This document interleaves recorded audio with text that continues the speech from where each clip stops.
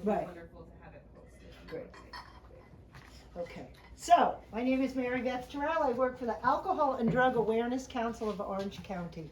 And I have been doing this for about 9 years. And I do not do this as a job. I do this because I love kids. I don't have to work. I spent 30 years in the business field, and when I retired, I was just going to play golf and do all kinds of things. And my neighbor, her son came home from college, and I realized that, because I was home during the day, she wasn't, that something wasn't right. And something wasn't right that he had a drug problem. And in the beginning, we thought it was a minor drug problem. It turned out he was shooting heroin, okay? It was serious, really serious. And she panicked. She said, "What am I going to do?" And I said, "Well, we'll do this together. I'll help you. I have time." That's how I got involved in this, all right? So, what I talk to the kids about is what is a drug. The only thing I'm going to point to you on some of these screens is kind of what's important from the kids' point of view, okay? The kids have no idea that alcohol is the most used drug, and that it's a drug. I did some stuff recently, and I had probably 200 kids, and I asked all 200 of them separately, what's the most used drug? And they went through everything from heroin to it was amazing. Not one kid said liquor, and when I said, no, it's liquor, every kid said, I didn't know liquor was a drug. So that's one thing for parents, especially you parents that have kids that are getting to the point where they're going to parties and they're doing stuff like that. Alcohol is big. I did not talk to the kids today about alcohol at all, but I do talk to parents about it, because the biggest thing that parents tell me is everyone's doing it, so I tell them how to do it. It's wrong. The majority of kids are not drinking, and they're telling us that.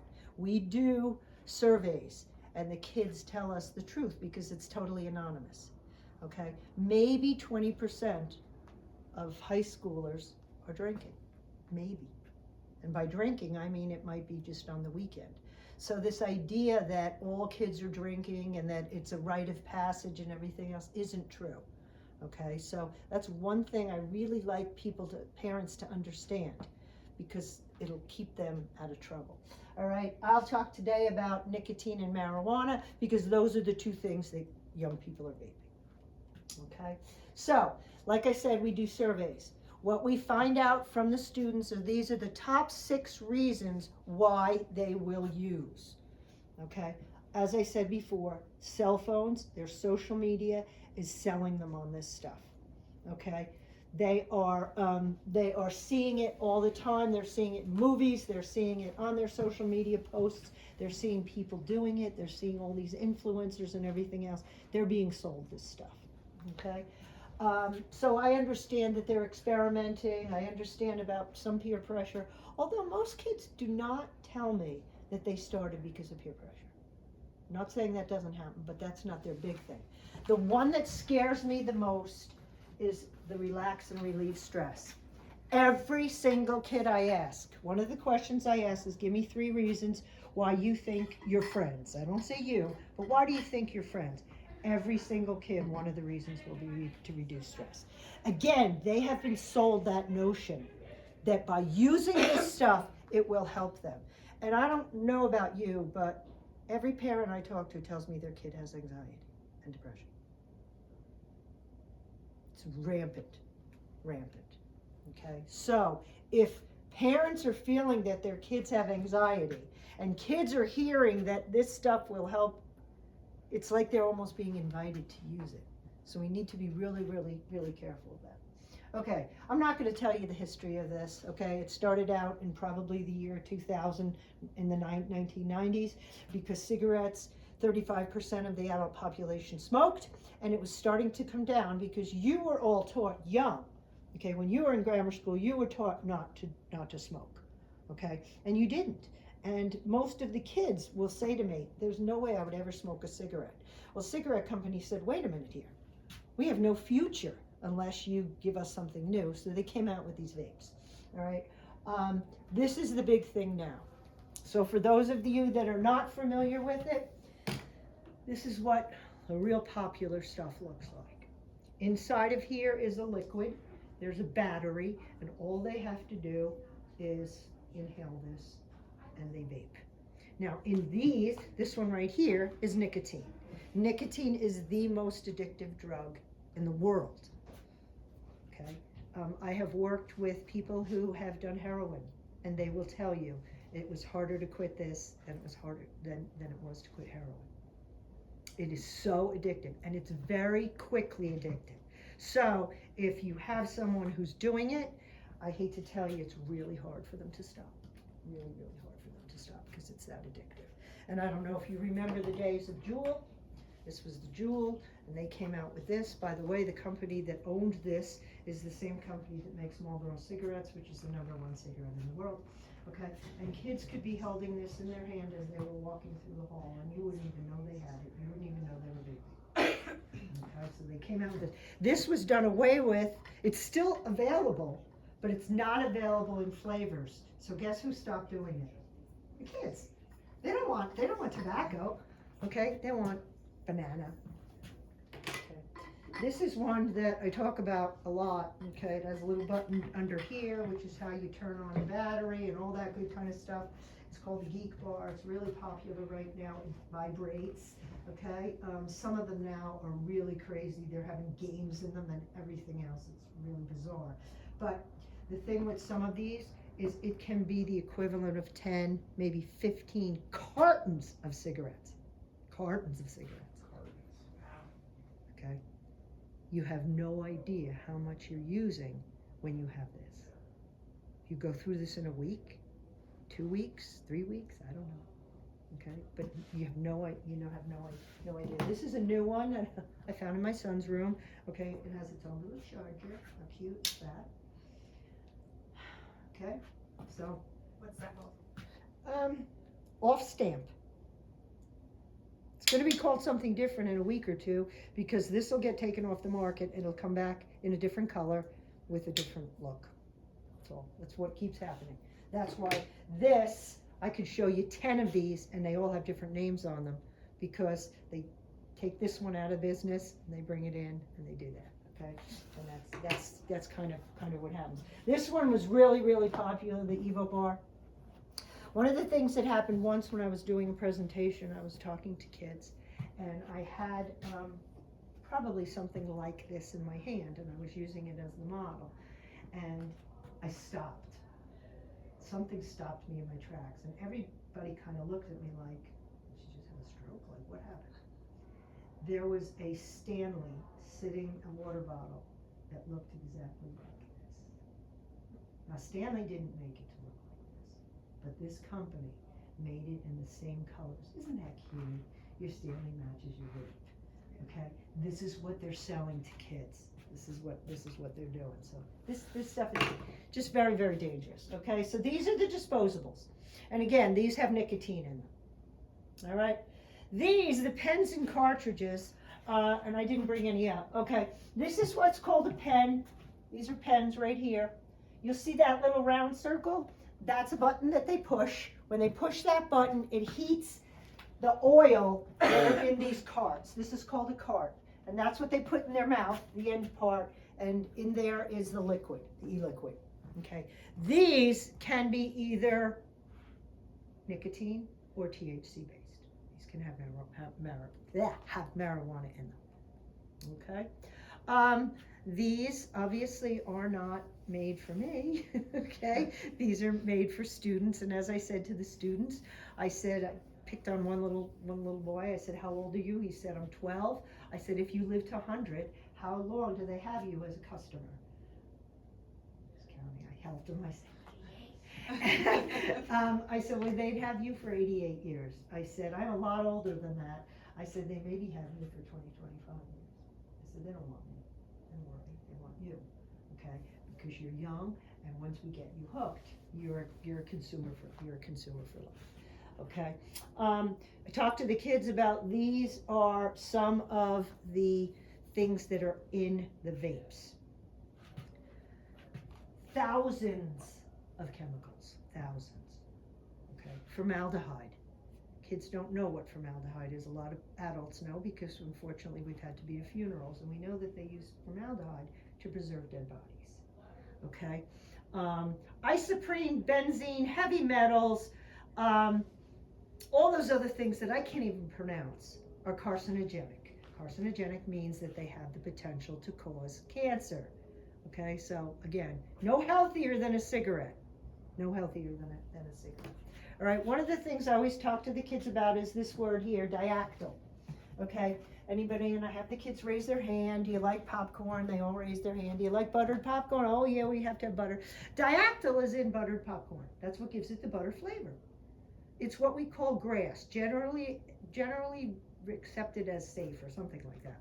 Okay, the government says it's fine to eat it in popcorn. Put it in your microwave, it's fine. It's not safe to vape it. And it gives people what we call a popcorn lung, where their lungs start to get bruised. So I tell that to the kids, not to scare them about popcorn, but to scare them about this is what it can do to you, all right?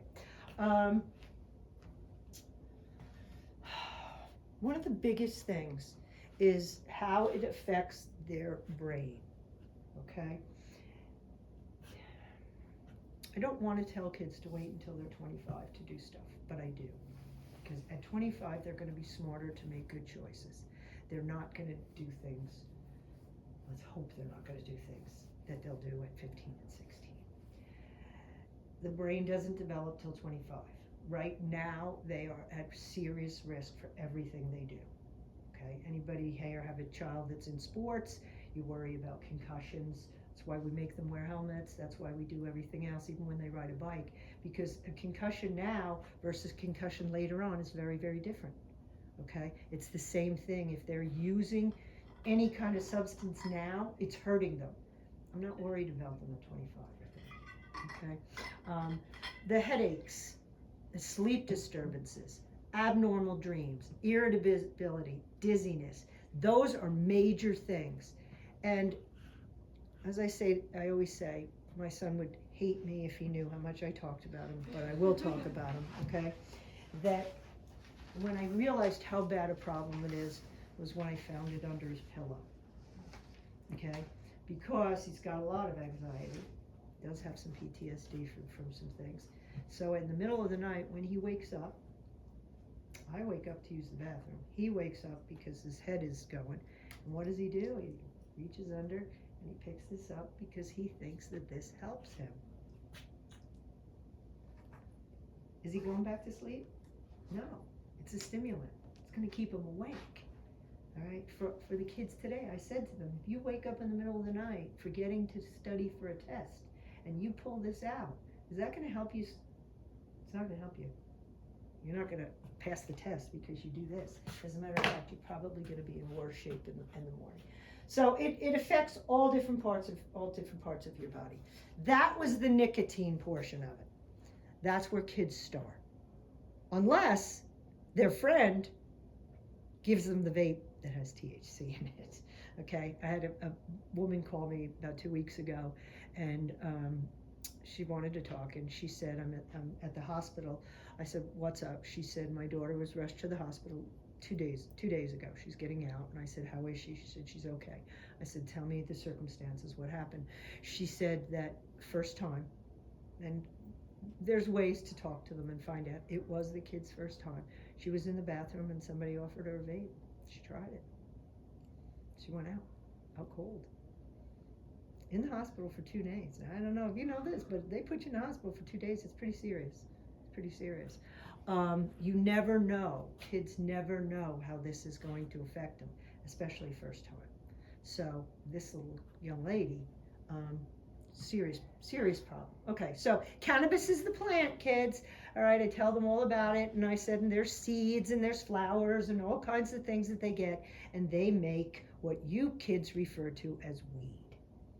Okay, what does weed have in it? It has 4 major ingredients. It has THC, which is the part that gives you the psychoactive part, which gives you the high. It has CBD, which is supposed to level off, and it's supposed to kind of level it off. There's molds and pesticides. Okay, those are the 4 major ingredients, okay? Doesn't sound very good, but they are sold that it's organic, it's okay. How bad can it be for you? And by the way, you just made it legal, New York, so how bad could it be? And by the way, like, my grandmother's using it, and so, okay? So this is what they're hearing, and they're seeing it all over social media. So those are the 4 things. Sativa is the strain that gives you the high. Indica is the one that's supposed to chill you out a little bit. It's probably a hybrid that anybody's getting sold these days. Okay, these are the things that it causes. All right, they cannot be driving. All right, because their sensory distortion. I have trouble with certain words. Is off. Okay, so it's not any safer to drive with a kid who's high as it is drunk. All right, no safer. Okay, we're dangerous. The panic and anxiety. Okay, I always tell the kids a story about a middle school. It's a middle school here in New York, in Orange County, and I got called in. There were 3 boys. They were probably 6th graders at the time, and they were curious and they decided to try gummies. So they got a hold of mom or dad's gummies, and they took the 3 of them, and each one took 1. All right, and they went to school, they felt fine. Because I don't know if you know this, but gummies don't necessarily take effect right away. Okay, if you take a gummy and it doesn't do anything, what are you going to do? Take another one. It might not hit you for 4 to 6 hours. So now you've taken 2. You've never taken them before because you didn't know what it was going to do to you. It's going to hit you really hard. Anyway, these 3 kids, they hadn't done it before. They took 1 each. They got on the bus, everything was fine. They got to school, everything was fine. About 10 o'clock, one of them passed out cold on the floor.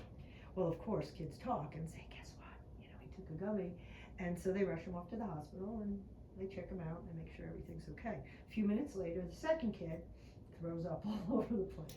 They put him in the ambulance, they take him off to the ambulance. The third kid, a little bit later, got up out of his seat, ran into the hall, and he started running around, just running around. And they found out that he too had taken a gummy. They calmed him down, they put him in the ambulance, and they take him off. I had to meet with these 3 boys, and I met with the last one last. And I said to him, what happened? And he said, I just lost it. I freaked out. He said, I couldn't sit still. I just needed to run. I just needed to run. And I said, okay. I said, do you remember how you felt? Like, what were you thinking? Oh, he said, I was thinking I was dying. He said, I knew what it felt like to die. 2 years later, I was giving a presentation at the school, and he came up to me and he said, Mrs. Terrell, do you remember me? And I said, of course I remember you. I said, how are you doing? He said, I'm still scared. He said, I still have the memory of how I felt. He said, I really thought I was going to die. 3 kids, same thing, it hit all 3 of them different, okay? And that's what happens, and that's what kids don't understand. You know, if I gave you weed right now, you'd have maybe 3 different, even though it's the same stuff, you could have 3 different things. If you have weed in your hand and you take it today, it can act as a stimulant. You take that same cannabis tomorrow and it might be a depressant.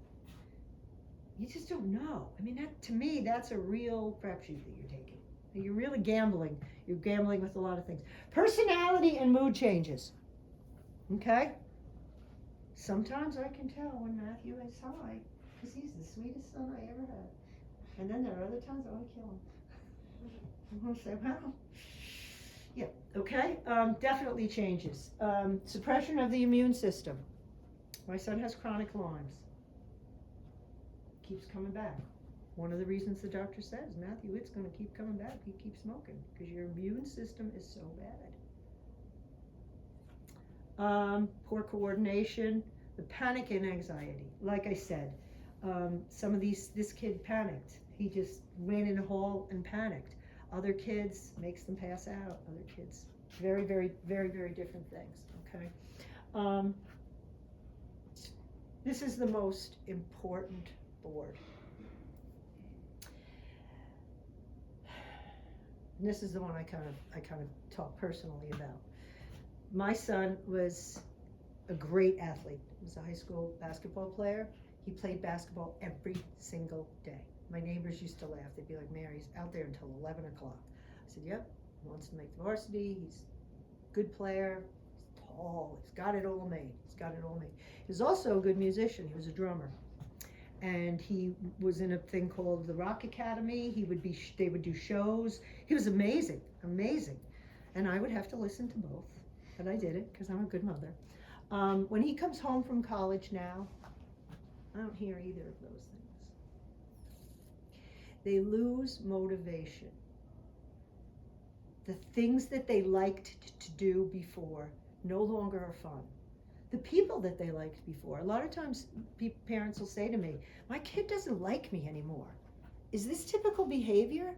I said, it might be typical behavior, but it might not be. It might be that they're using something.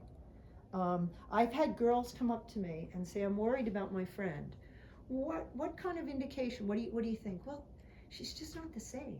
What do you mean? She doesn't care. She doesn't care about like how she looks. She doesn't care about, she kind of smells. I don't know if she's bathing anymore. Well, guess what? Those are things, okay? The kid who played soccer when he was this big, okay, and that's all he did was play soccer, all of a sudden doesn't show up for practice, doesn't care about it anymore. He's just lost interest in it. And that's what that does, okay? And even the people, I have had siblings say to me, my brother or sister, I hate them. They're just not the same. I used to love them, but I hate them. That's their change. That's their change. So this is the one that really kind of scares me. It's also, Matthew, where are the car keys? You lost another set of car keys. Do you know what this car key costs? Okay? It's not like going to the thing anymore. It's $500 to lose these keys. Oh, my third set of keys. Okay? For the short-term memory loss. And then you'll find them later on, okay? But these are the things, what it does to the brain, which is really, really very, very scary. Very, very scary with kids. Okay? Can lower their IQ, less likely to graduate, lower satisfaction in life. That's really sad. We want our kids to be happy. Guess what? If they're miserable and they're not making any money and they're not doing anything else after we sent them to college, then you're going to have more problems. Okay? I go over the use with them. I say to them, hopefully everybody in the room is in the red, but I explain to them that when you go to your friend's house on a Friday night to sleep over and their brother or sister brings something downstairs, you don't have to try it. Don't try it. Lie to them if you have to. Tell them that your parents drug test. Tell them whatever you want to do. I said, but that's usually when they're experimenting, when they go to someone else's house. And the occasional is when it's every Friday and they start to do it every Friday. And we go through this, okay? And then I let them ask questions. Like I said before, the high schoolers, because some of them probably know more than I know, all right? Because drug patterns change very quickly, very, very quickly. There was a term that someone sent me last night, and I don't even know what it means yet, but it's a new term. Smurish, I don't know, anyway. So they may know more than me. So the high school kids didn't ask me any questions. The middle school kids did. You know, they had some questions. Why? Because I asked them, I said, is there anybody in the room who's never seen one of these?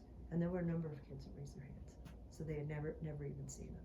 And then I get, oh my God, you know, I saw one of those on the ground, you know, like it was gonna blow up or something, you know, because it was the first time they saw it. But anyway, so what are your questions?